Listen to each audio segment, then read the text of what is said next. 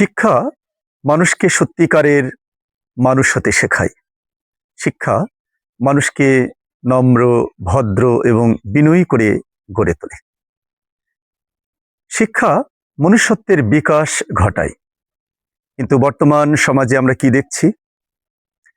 এক শ্রেণীর স্বার্থান্বেষী মহল, বিশেষ করে সুযোগ সন্ধানী সুবিধাবাদী একদল জনগোষ্ঠী, তারা এই কোমলমতি যুবক সম্প্রদায়কে তাদের নিজেদের স্বার্থ সিদ্ধির জন্য ব্যবহার করে চলেছে।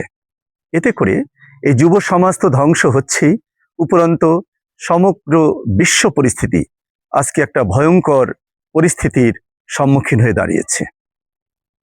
আমি বর্তমান সচেতন মহলকে, বিশেষ করে যারা সচেতন ব্যক্তিবর্গ রয়েছেন, তাদেরকে আমি অনুরোধ করব যে আপনারা নিজেদের স্বার্থ সিদ্ধির জন্য এই কোমলমতি যুবক সম্প্রদায়কে ব্যবহার করবেন না এবং তাদেরকে সত্যিকারের মানুষ হতে অনুপ্রাণিত করুন, যেন তারা মানুষ হয়ে দেশ ও দশের কল্যাণে এবং নিজেদের পরিবারের মুখে হাসি ফোটাতে পারে, নিজেদের বাবা মার মুখে হাসি ফোটাতে পারে, তাদের বংশের মুখ উজ্জ্বল করতে পারে, আর তারা যেন এই দেশ দশের কল্যাণ সাধনে ব্রতী হয়।